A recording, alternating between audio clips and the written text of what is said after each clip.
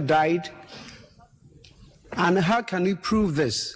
Because this is the only thing which is actually, excuse me, protecting me or trying to retard my progress to become a Muslim. All my students, I'm sure some of them are here, they know of my ambition. But my aim and the truth is what I'm looking for. Because I believe a day will come I must stand by the judgment throne to actually testify all what I've done on earth. But how am I going to find that truth? Because it has been told that we the Christians, believe that Christ died and rose to show to the world that after death there is life. This is the proof.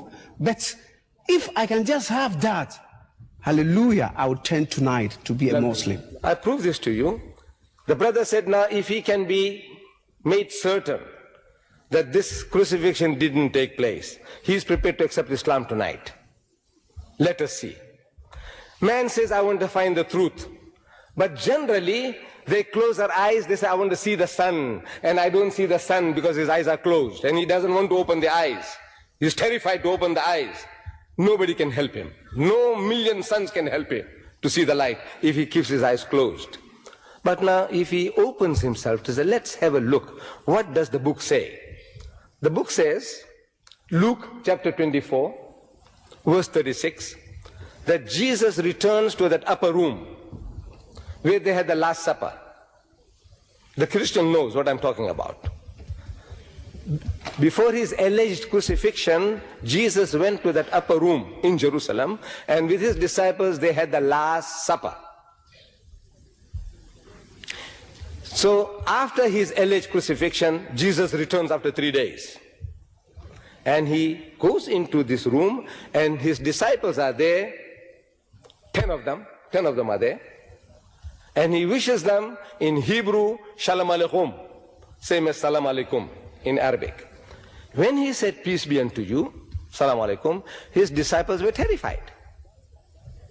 So I'm asking my Christian brothers, why were they terrified? They were affrighted because they thought he was a spirit. Am I quoting correctly your scripture? Yeah. Yes. So I'm asking, did he look like a spirit? Did he look like a ghost, a spook? They said no. Then I said, why should they think the man is a spirit when he didn't look like one? Christian gets puzzled because they say they thought that he was a spirit. So I said, you see, the reason is that the disciples of Jesus, his Hawariyun, they had heard from hearsay, people talking, that the master, Jesus, was hanged on the cross. They had heard from hearsay, people talking, that he had given up the ghost, his spirit had come out, he had died. They had heard from hearsay, people talking, that now he's dead and buried for 3 days.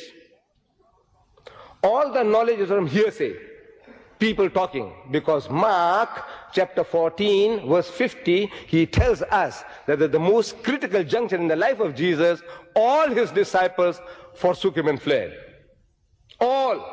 So I'm asking, does all mean all in your language, you Englishman? He said yes. So they were not there. All the knowledge from what they heard. So on hearsay knowledge, if you know about a man who is dead and buried for 3 days, you expect him to be stinking in his grave. Am I right? After 3 days, the man should be stinking in his grave. Such a person you see, naturally you are terrified. Because you think he's a spook, a ghost, a spirit. So Jesus wants to assure them that he's not what they are thinking. They are thinking he has come back from the dead, resurrected. So he says, Unzuru ila yadayya wa rijlayya.